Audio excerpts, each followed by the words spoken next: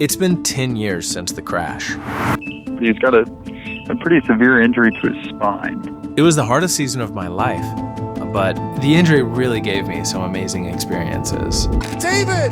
My brother! There he is! I am David Francisco. The story is so inspiring. I was a hero. We had all of this momentum, and I was recovering still. But how do you keep hope when the dust settles?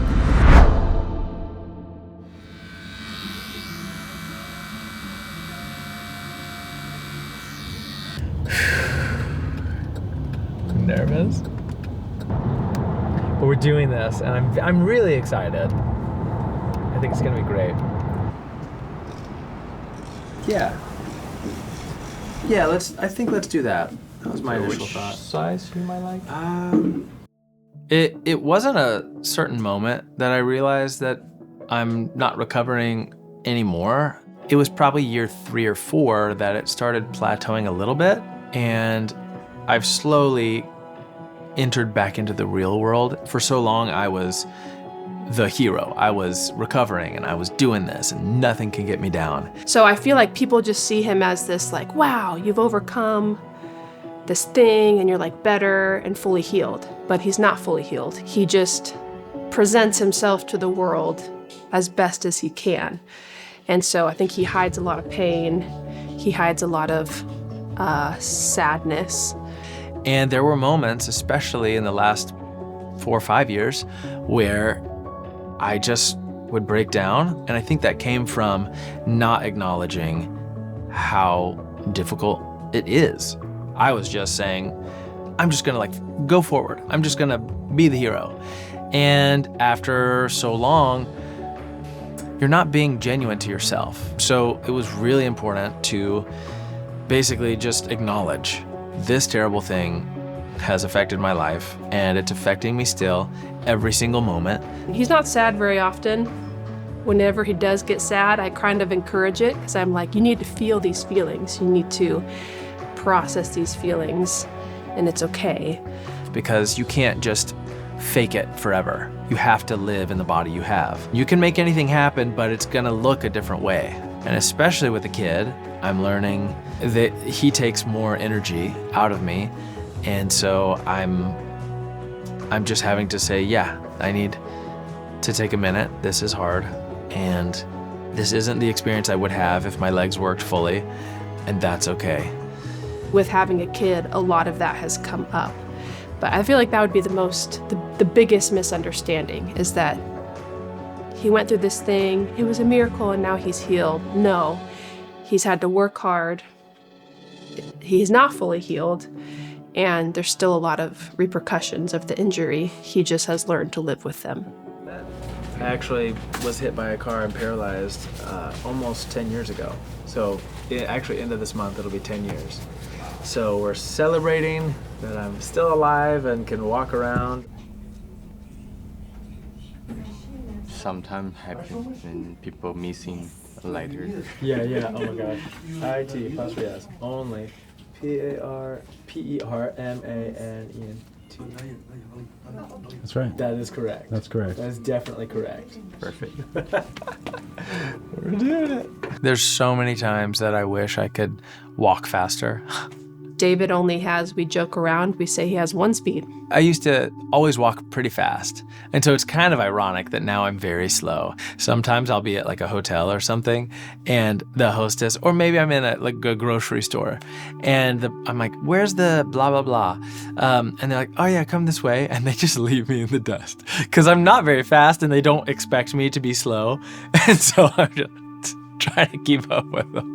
He has to, maybe lay down, sit more often than other people do. So I used to love running. I would run around like new cities that I was in.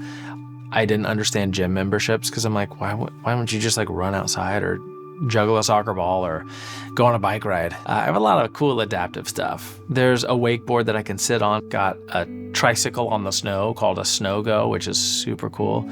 I have an electric mountain bike, actually. There's always a modification, and I found a lot of joy in those things. But then we have Leo. Playing with my son, interacting with him, and I think that one's gonna get probably more and more of a gap as he's like actually becoming a functional human and running around and trying sports. And I think that's been the first time where, you know, he feels like he can't be the dad that he's always imagined himself to be, even though he's an amazing dad. But it's so beautiful because Leo's going to grow up with David and have a heart for someone that's handicapped or have patience with someone that's slower.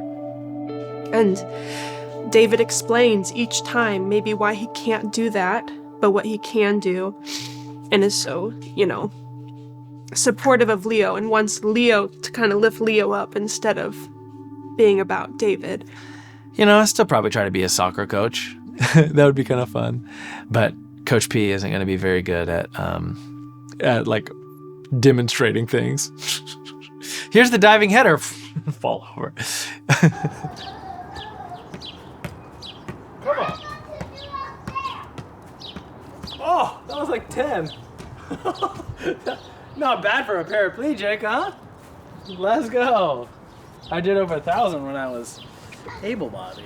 One of the other cool things that happened because of the injury and because of the exposure on American Idol was I got reached out to start speaking at high schools about distracted driving. And I started that back in 2018, maybe 2019. And I absolutely love it. It's kind of a side quest that I never thought that I was gonna go down.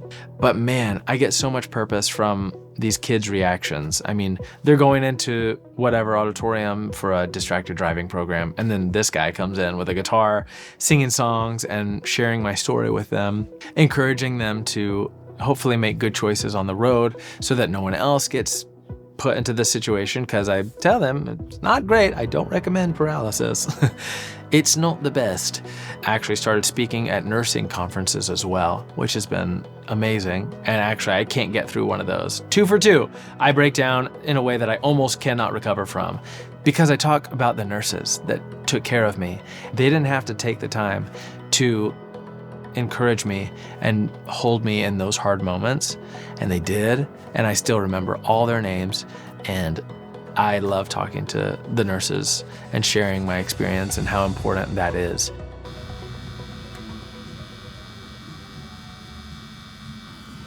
All my other tattoos are like big visual pieces, and this one is just text, so it's honestly really easy comparatively. Now I'm just excited. Let's talk about It's Only Permanent. I used to be pretty scared of, the idea of permanence. Like, can I commit to a tattoo forever? Can I commit to a relationship? I think so.